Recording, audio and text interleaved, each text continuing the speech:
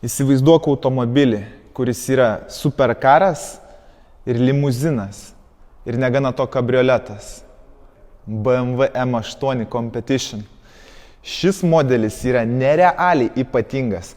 Mano akim tai pats ypatingiausias BMW modelis, kokį yra sukūrę. Ne tik dėl savo technologinių privalumų, kurie yra visi įmanomi šiai dienai, bet ir funkcijos, kai nori važiuoti 4 ratais varoma sistema, gali. Ir kai nori, gali įsijungti tik galinius ratus.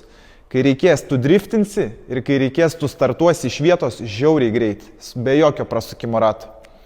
Šitą funkciją neturi nei Lambo, nei Ferrari, nei kiti superkarai.